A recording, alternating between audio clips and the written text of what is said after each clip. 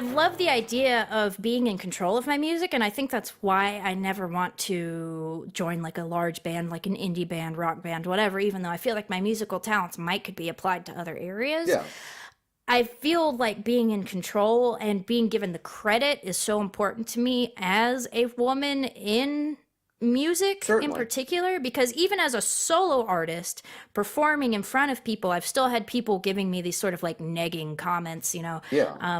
And so if I ever decide to bring vocals into my music, which I find is probably the next step, I either want to find somebody who that is their only job and they will do the vocals for me, or I will do them myself. But then that's kind of like juggling too many things at once if I do it myself. Yeah.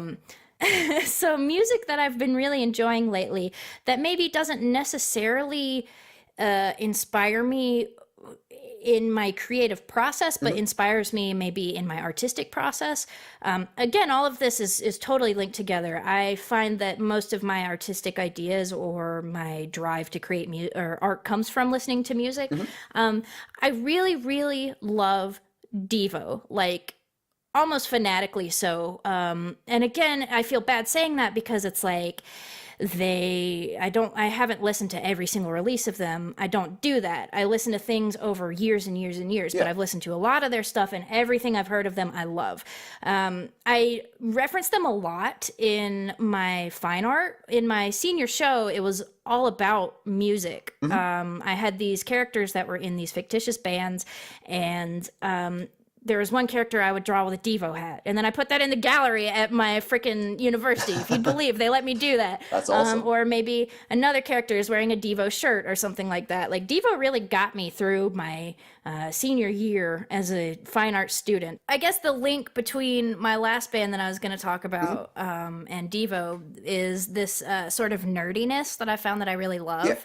Yeah. And I've been finally listening to They Might Be Giants. I haven't done a whole lot of listening to them. I listened to some, like, I'm listening to it now and I'm watching the music videos and I'm becoming like infatuated, I guess, a little bit with their whole thing. It's like I really wish that I wasn't so self-serious in my music, and there's this sort of, I guess, flippant attitude of like, I'm a big fucking nerd. Yeah. Look at me, nerd. I've got an accordion strapped to my chest and I'm still sexy. So like, Yeah. you know, it's so that is something that I really admire from just a musical consumer standpoint. Is the same thing with Devo. They have a song that's called We're Through Being Cool, you know? So it's like this embracing of this weird nerdiness is something that seems really particular to its specific era in the like alternative music of America. And I think I want to do some more delving into like that sort of aesthetic and see what can come of that exploration.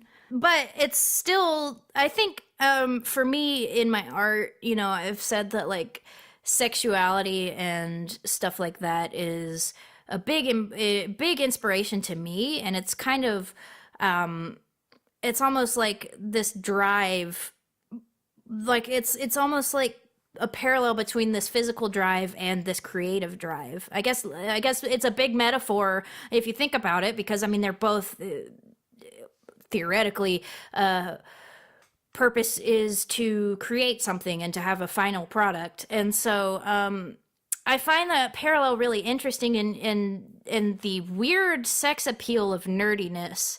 I think that there's really something to that a lot of people don't necessarily give people a lot of credit for actually enjoying, I'd say. Because like, yeah, there's the whole like self-serious rock star who's like obviously a sex symbol, but then there's also like this weedy nerd guy that's like, you know, a twig and pale, and he's got a kind of unusual looking face, but then that's still appealing too. And Yeah. so like a lot of the character based art I think comes from that weird like element of desire of like I don't want to say fantasy, but like acting on these weird attractions to people that have aged since they've been in a music video or whatever, you know? Yeah. And then how do you reconcile like the changes in image from like say when there's a video of I guess I'm kind of pulling a Steven Tyler from the 80s, but then like you look at Steven Tyler now and then like how does that change, how does age maybe get in the way of sexuality, or does that not matter at all?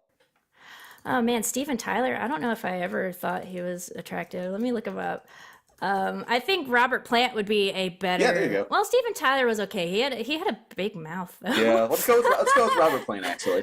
So Robert Plant, right? Yes, exactly. Because actually, Robert Plant and like Led Zeppelin in general, but Robert Plant in particular Mhm. is a huge inspiration for my visual art. I made a character that's sort of like a homage or distillation of Robert Plant and his properties, and it's the blonde curls and the kind of masculine, traditionally masculine body, Yeah, and the tight pants, and the like, I'm sexy and you know that I'm sexy and we're having this moment here because I'm sexy. And and you know it.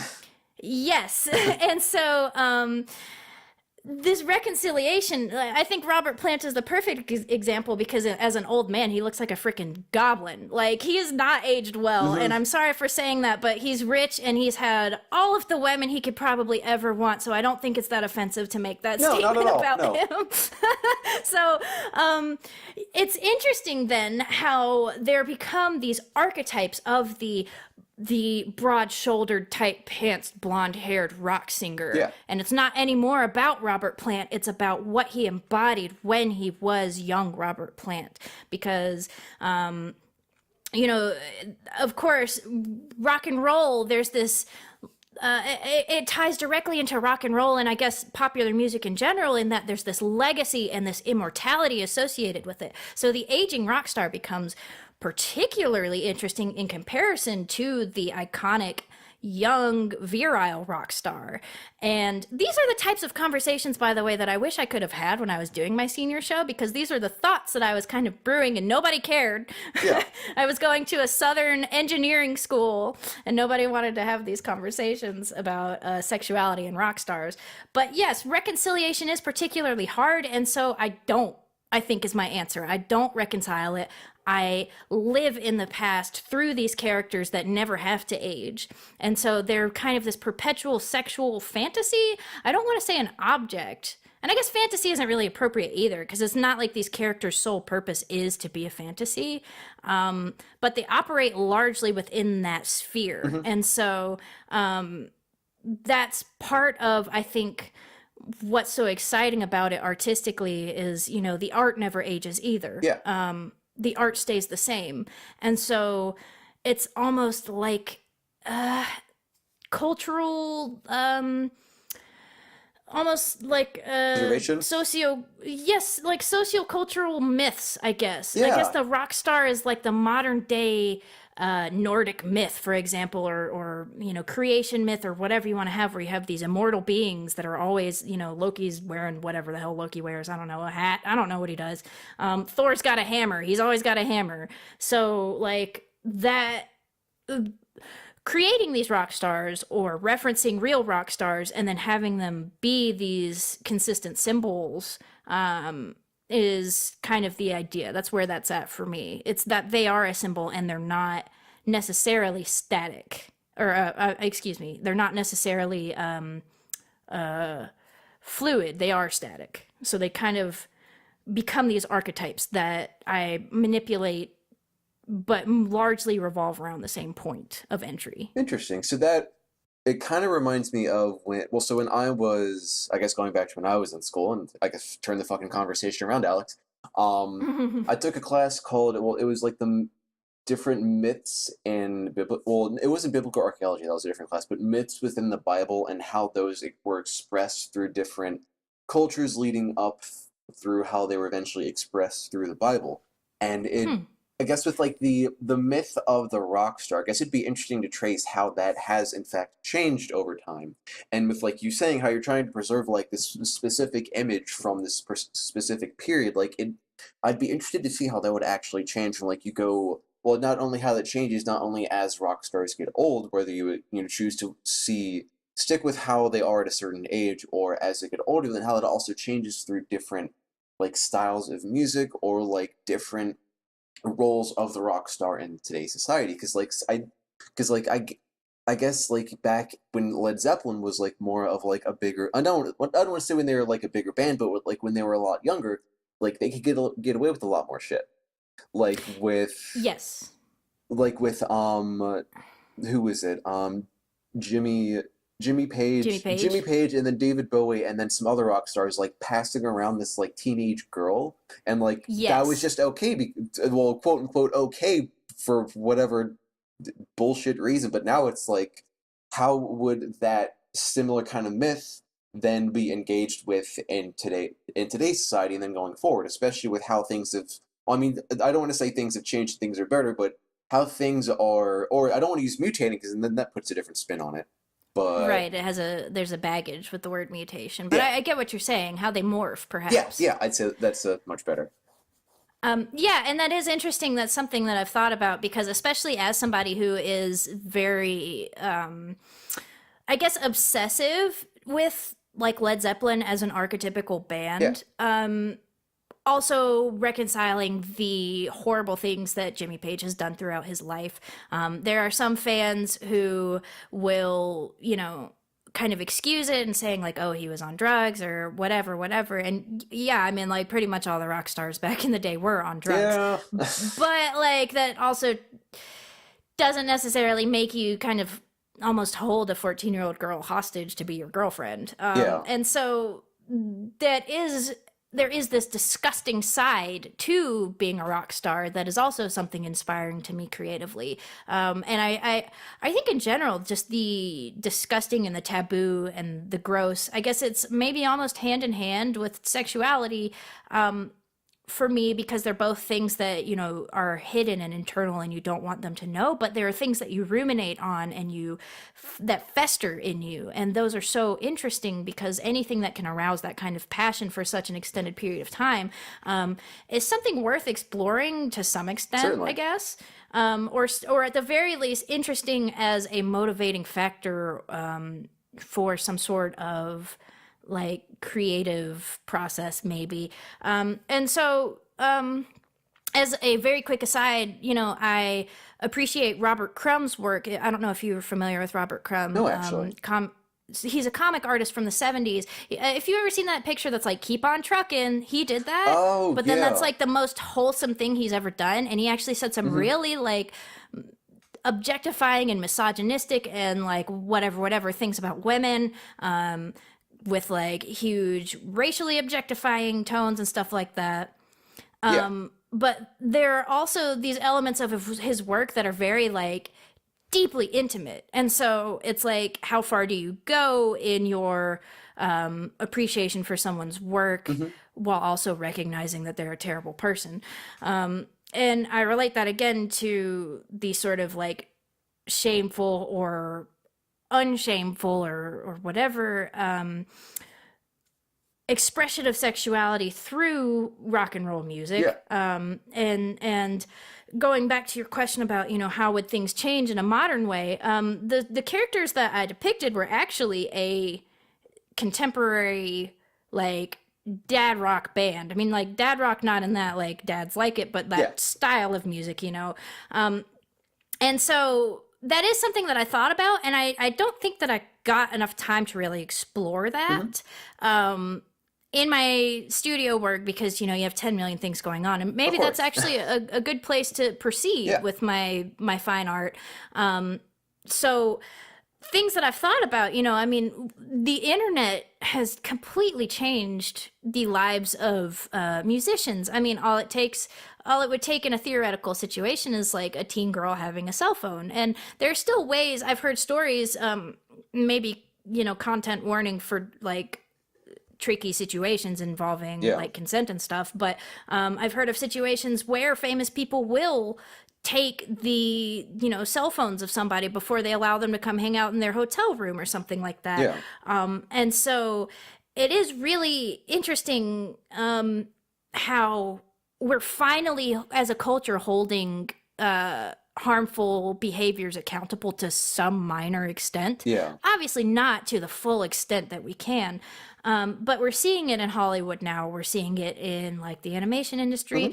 kind of in politics. We're talking about it, but we're not really doing anything about it. Getting there. Not fast And enough, but and so I have to wonder, would the rock star be the rock star if it originated from the social and political climate that we have today. Because so much of the rock star as a myth, as a legend, as a sex symbol has to do with these wild stories that could easily be disproven or recorded, or, hey, that's not exactly what happened. I mean, there's some, there's all these like urban myths about rock bands like Led Zeppelin Yeah. or whatever. And so, maybe the mystery and the mystique and the exoticism of the rock star and the rock star lifestyle would not be the same if there was the technological ability to peer into it. Yeah. Hmm.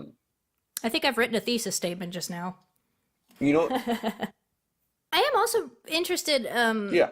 just conversationally, this might not even be podcast material, No, it's but I whatever. am kind of interested in like the creative community online and how like maybe feminine coded it can be, and how the types of art and the types of artistic activities that people are doing on the internet are not understandable by people holding positions in academia right now.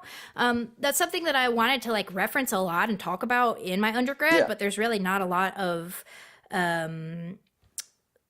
what's the word, like academic studies and peer reviewed stuff that talk about it. Like nobody's going and interviewing these communities like Tumblr or like people on Instagram maybe or Yeah. whatever. Nobody's interviewing these communities of young internet artists in an academic way. And I think that that would be so interesting to like actually get some sort of, I don't know though, because maybe it's irresponsible, because then you would have like I understand that art is such a like escapist and safe space for a lot of young people, and so having like this peering into it from the outside might be unethical. I guess my question to that is, with today's academic climate, like, would this be something that, I mean, not to say something that is worth being considered, but like, would be considered, like, well, going back to my own uh, experiences, like, one of my professors, like, he was trying to bring in more, well, let me backtrack a little more. So, with where I had gone, it was a very like classically oriented, for better or worse, or for lack of a better word. And with one of my professors, he had tried to bring in more of a technological element because as we are getting into more, well, trying to take advantage of these technologies to better our own careers, like just staying stuck in the practice room with like the stock academic structure that's been there since our professors had been there, like doesn't really cut it. But then like he would just get stonewalled every time. So I guess my question is, if I mean that's assuming that this is consistent across different academic circles, what would it take for this to be considered? Or is that even a valid question? So I think, in terms of its legitimacy and its, I guess, credence being lended to its Yeah. importance, it's probably, if I had to guess, if nobody's going to be proactive about it, I think that it's probably going to be a retrospective Hmm. study. And so, it, like most things artistically, the thing that everybody says, that's not the important thing, or that's not art, that's an insult to art, is always the thing that takes off. It takes the torch, you Yeah. know. And I don't know much about contemporary like I don't even know what the term would be, the analog to fine art for music, but contemporary, I guess, like music in that Yeah. regard. I don't know if the pattern is similar, but it seems that throughout art history, it's definitely always looking back. And it can be very difficult to be aware of a creative pattern until you're out of it. Hmm. Maybe like fashion or whatever. It's like anything that you're living in, it just looks normal. And so, so I feel like to answer that question, I think that's what it would take is time and an established significant pattern. So, I mean, I got to think about my professors. All of my tenured professors were over the age of 40. And so a 40-year-old art professor who has been teaching like adjunct or whatever for decade or so, maybe more, isn't going to understand the social climate and the benefits of being in an internet community for art. I was saying that all of my professors when I was, all of my tenured professors when I was at school were over the age of 40. And so if they've been teaching maybe adjunct for 10 years and then they, had been in school before that, they aren't going to understand the current importance of the internet on art. Hmm. And so I think that it would have to be either like someone who has experienced it, getting into academia and pursuing it that way, or maybe it will take a lot of fine artists saying like, "Hey, I obviously was in these communities, and these patterns of stylistic convention were super popular, and that's how a lot of us morphed stylistically together, Yeah. riffing off of each other's styles." It might have to be like a artist statement type thing, and enough people say that that was important. Maybe I'm just making like a mountain out of a molehill here, but I really do think that there's something to be said for introspection into the way that internet communities foster creativity visually. So, thank you so much for taking the time to speak to me about your craft. Where can people go if they want to look into more of your work? So I have several places that I put stuff on the internet. I have a Twitter, which is at Starstar Party, all one word. I have a YouTube channel, which is Starstar Party. Starstar in that case is one word, and then party is a separate word, which is the intended stylization of the text. I have a Facebook page, which is official Starstar Party. It is Starstar Party official. The only different one for visual art social media is my Instagram, which right now is Victoria Watkins Art, all one word. I have a Bandcamp, which is Comrade Ringo. That's probably going to be changing though. So, I might have something on there that like redirects to my new one. I think just to like say it, put it out there, I think my new musician name is going to be Space Cadetto. So look out for Space Cadetto on Bandcamp. Hopefully it's not taken already and I can use it. If not, I have stuff for sure already on Comrade Ringo that I'll leave up. I do have a Comrade Ringo SoundCloud, and I put scraps on there. There's some weird stuff on there. If you like weird deep cuts, go check it out there. All of it, I think. Oh, okay. So me and one of my friends work on something called Music Jam. It's a Bandcamp project, and it is kind of a satirical mishmash of pop culture, memes, like top 40 songs when we're making it, and riffing on all of those things. I come at it from a sort of subconsciously conceptual perspective. My partner in crime, Connor Favero, comes at it from a kind of just farting out music perspective, I think. But I think that there's still some maybe subconscious commentary about things on there.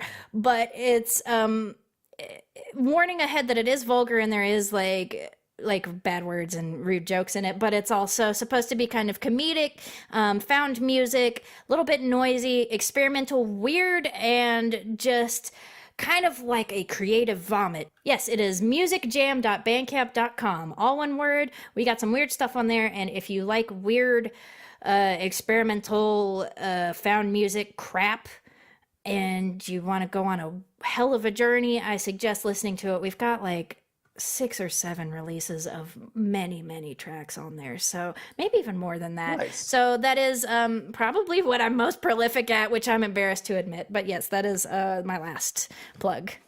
Everybody's got their own thing, and actually sounds right up my alley, so I'll definitely have to check that Yes, out. please do. I hope that you will continue to keep in touch with me and give us feedback. Hell And yeah. also, we do, to anybody listening who's into making that sort of music, sometimes we actually have open submissions.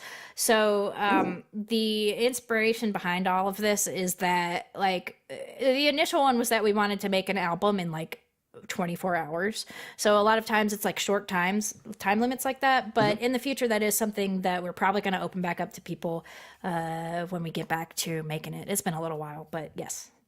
Cool. Awesome. Well, this is like the third or fourth one I've done with these, and like I still haven't come up with an outro, so I guess we'll just stop there. You Awesome. gotta, let's come up with one.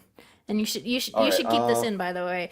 Yeah, I will. Oh, don't worry, I will. Oh gosh. Okay, so are we trying to go professional or entertaining? Or Um, profession-attaining? Professional taining. Yes. Okay, good. I like where we're going with this. Um, Okay. Wait. We have the yes. word. Okay, so I feel like professional taining is something sort of like synergy. I feel like they have similar meanings, which is to say, I don't know what either of them means. Yeah. But if I had to guess, I think something professional taining would be something like, well, the keep it wavy is coming to me, and that's already taken. So like, what's something else? Yeah. Like the kiss your dad square in the lips is kind of coming to me too, but I think that is that trademarked? They probably I don't think TM'd it it. They is. probably TM'd it. They probably Yeah, if TM'd they it. haven't, they're going to. If they ever hear this, they definitely will TM it immediately. Um. Well, let's see. So the thing is called the Scavengers Network is the name of the channel. Yeah, the Scavengers Network. Um. Yeah, and like the show is technically called Culture Culture Shock. shock. Yeah. Ooh, see, Uh, there's something we can work with. there's potential there. Yeah, but shocking isn't really fun. That isn't really professional taining. No. Hmm. Uh, I'm afraid that I might have dead-ended us, actually. I'm Alex, and I've been shocked.